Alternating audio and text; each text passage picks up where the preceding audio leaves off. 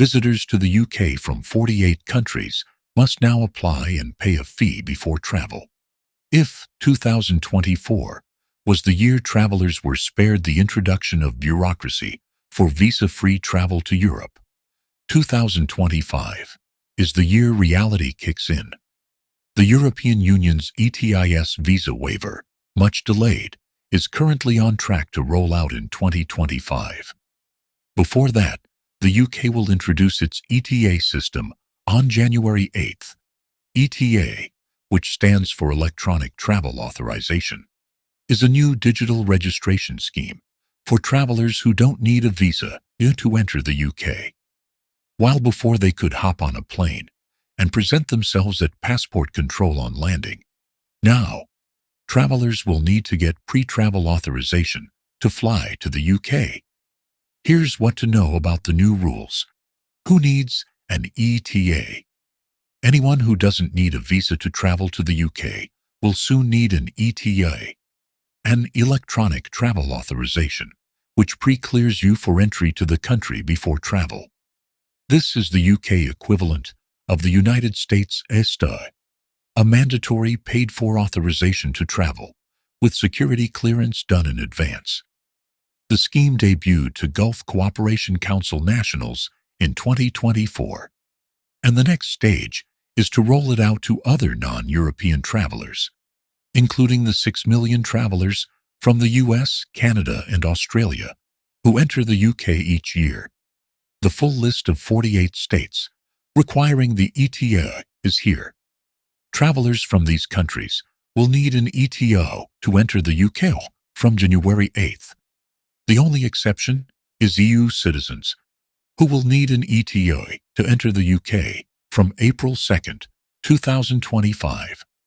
Citizens of these countries who are already resident in the UK do not need an ETA.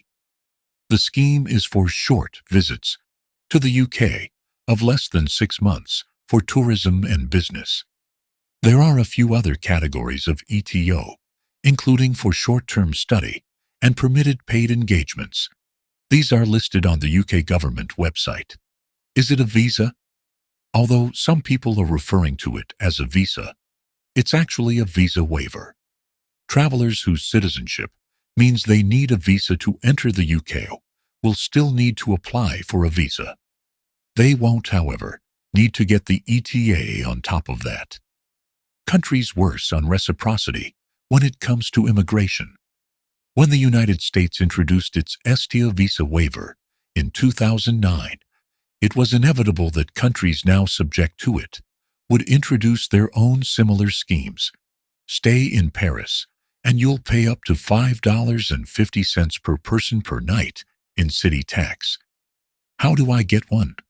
The cost is a non-refundable £10, just under $12.50, and you can apply through the official app listed on the UK government website or directly online. The apps, for iPhone and Android, boast of being quicker, with 10-minute processing times. Be sure to apply through official channels rather than through third-party websites, which may charge extra fees and are less likely to handle your data securely. You will need to upload a photo of your passport. Scan and photograph yourself as you apply. Upload the photo and answer various questions about your plans. Applying online takes around 20 minutes, and you must complete the process in one go. There is no chance to save as you go. A decision will normally be given within 3 days, though the government warns it could take longer. You are allowed to travel to the UK while waiting for your decision, if you need to visit urgently. However, you must have made the application before you travel. Note that having an ETI doesn't guarantee entry to the UK. You must still go through passport control, and border force officials still have the final say over whether you can enter the country. How long will it be valid? Validity lasts for 2 years and multiple entries, so you can visit as often as you please. However, note that it will be digitally linked to your passport. So if you get a new passport during those 2 years, it will no longer be valid, and you must apply for a new one.